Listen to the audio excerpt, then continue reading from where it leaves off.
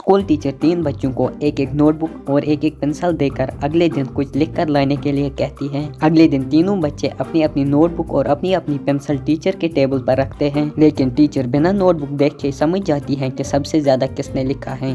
पर क्या आप समझे लॉजिकल फ्रेंड्स, ए, बी और सी में सबसे ज्यादा किसने लिखा है?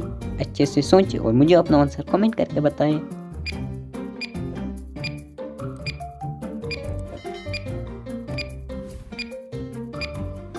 दूसरे बच्चे की पेंसिल को देखिए, वो सबसे ज़्यादा यूज़ हुई है, तो इसका मतलब उसने सबसे ज़्यादा लिखा होगा। टीचर उसकी नोटबुक खोलती है और उसने सबसे ज़्यादा लिखा होता है। चलिए अगली पहेली देखते हैं। इस रिडल का आंसर सिर्फ तेज दिमाग वाले ही लोग दे सकते हैं। एक हरे आम की कीमत है 10 रुपए, एक पीले आम की कीमत है 20 रुपए और एक नीले आम की कीमत है 30 रुपए। शुभम के पास 30 रुपए है, तो क्या आप बता सकते हैं शुभम ने कौन से आम खरीदे होंगे और कितने आम खरीदे होंगे? आंसर देखने से पहले अपना आंसर कमेंट करके बताएं।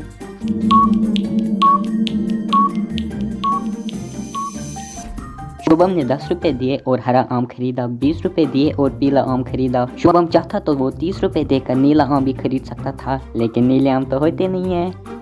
एक डायमंड शॉप में एक डायमंड की चोरी हो जाती है। सिक्योरिटी गार्ड एक आदमी को पकड़ लेता है। शॉप ओनर उससे पूछताछ करता है। आदमी बताता है ये रिंग उसे उसकी वाइफ ने दी है। पहले ये रिंग उसकी वाइफ पहनती थी, अब वो ये रिंग पहनता है। और वो एक फोटो दिखाता है जिसमें उसकी वाइफ ने सेम रिंग पहनी होती है। सब लोगों को यकीन हो जाता है कि वो आदमी सच बोल रहा है, लेकिन मैनेजर समझ जाता है कि ये झूठ बोल रहा है। क्यों लॉजिकल फ्रेंड्स, मैनेजर को क्यों लगा कि वो आदमी झूठ बोल रहा है जबकि उसकी वाइफ ने भी सेम रिंग पहना हुआ है? सोचिए सोचिए।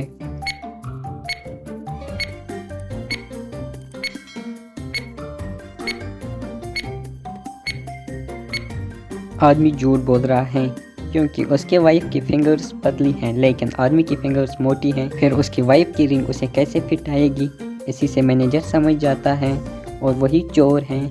चलिए अगली पहेली देखते हैं। टिंकू और मिंकू अपनी मम्मी के साथ डॉक्टर के पास हेल्थ चेकअप करने के लिए जाते हैं। डॉक्टर उनकी हाइट और उनका वेट चेक करता है और उनका टेम्परेचर चेक करता है। डॉक्टर फिर अंदर वाले रूम में से कुछ मेडिसिन लेने के लिए जाता है और जब वो वापस आता है तो वो देखता है उसके टेबल पर किसी ने जूस का गिलास पिया है। आखिर जूस का गिलास किसने पिया है, टिंकू या मिंकू ने? तो लॉजिकल फ्रेंड्स, क्या आप बता सकते हैं डॉक्टर कैसे पता करेगा कि जूस किसने पिया है?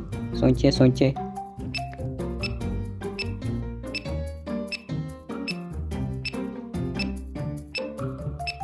डॉक्टर ने अभी अभी दोनों का वेट चेक किया है। डॉक्टर दोबारा दोनों का वेट चेक करता है।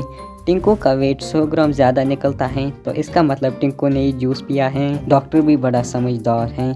आइए अगली पहेली देखते हैं। गोलू और पिंटू एक रेस्टोरेंट में जूस पीने के लिए जाते हैं, लेकिन उनके पास एक जूस जितने पैसे होते हैं, तो वो जूस को आपस में डिवाइड करने का डिसाइड करते हैं। पहले पिंटू आधा गिलास जूस पीता है, फिर गोलू को देता है, लेकिन जूस पीते ही गोलू की डेथ हो जाती है। लॉजिकल फ्रेंड्स, अब आप सोचें और मुझे बताइए, जब जूस में जहर था तो पिंटू को क्यों कुछ नहीं हुआ?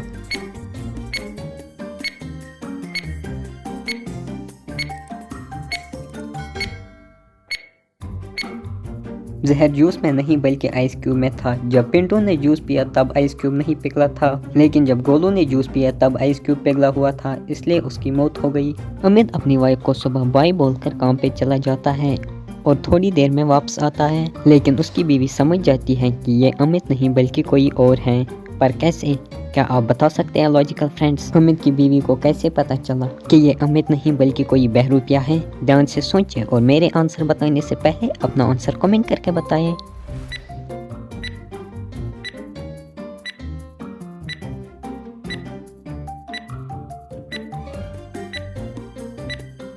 अमित जब सुबह अपनी बीवी को भाई बोल के जाता है तब उसके हाथ पे ये टैटू था, लेकिन जब वो वापस आया तब उसके हाथ पे ये टैटू नहीं था। इसी से उसकी बीवी समझ जाती है कि ये अमित नहीं बल्कि कोई बहरूपिया है।